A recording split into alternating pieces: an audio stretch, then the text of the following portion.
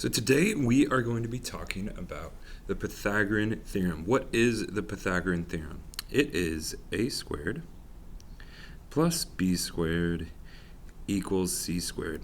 And what is this used for? This theorem is used to find a missing side on a right triangle. This theorem only works with a right triangle. So let's talk about finding something called the hypotenuse. So what is the hypotenuse? So the hypotenuse is the longest side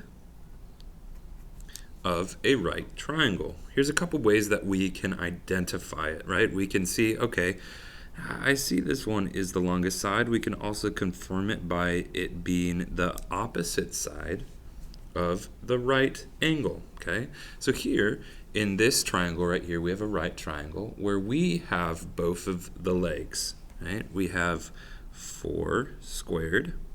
Another way that we can think about it is the area that this space occupies plus the area of this leg. A squared plus b squared equals c squared. We are trying to find the length of the hypotenuse. So here's how we do it. We can plug in our values for a and b, the legs. You can say 4 squared plus 3 squared equals c squared. So now we're going to simplify and solve for c. So first we are going to do 4 squared, which is 16, plus 3 squared, which is 9, and that is still going to equal c squared. Next step, we're going to do 16 plus 9, which is 25, and that is also going to equal c squared.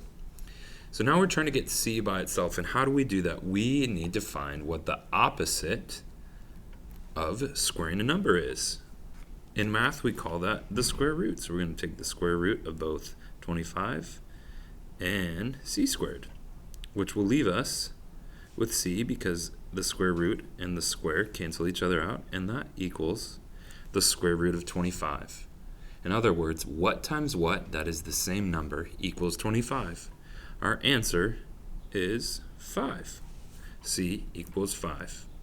When we are finding a hypotenuse, or the longest side of a right triangle, our big idea here is that we are going to add the 2 legs to find the hypotenuse.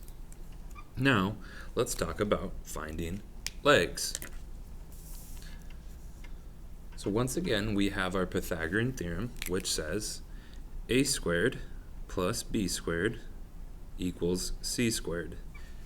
We just talked about finding c, but what if this time we need to find a or b? So our legs are going to be adjacent to that right angle. That's how we know what the legs are. We have this right triangle, for instance. In this triangle, we're going to say that we are trying to find a. So we can use our theorem to solve that, which is the square of a plus the square of 6 should equal the square of 10. Okay, let's write that out using our theorem. So this time we do not know what a leg is or a is, but we know one of the legs, 6.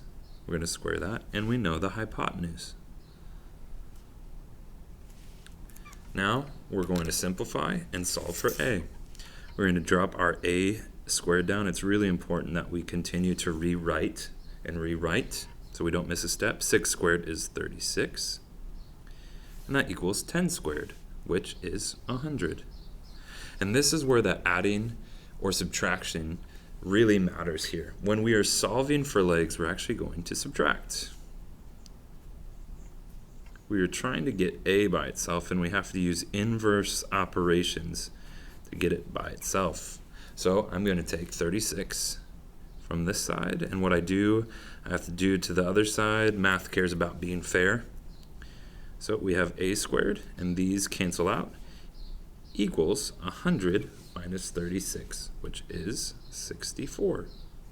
And once again, we need to do what is opposite of squaring a number, which is that fancy square root that we just talked about a moment ago. So we're going to take the square root of both sides, and we're going to cancel that out.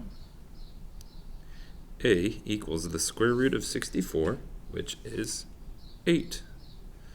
So in this video, you figured out how to solve for a hypotenuse using the Pythagorean theorem and finding a leg using the Pythagorean theorem. Thank you.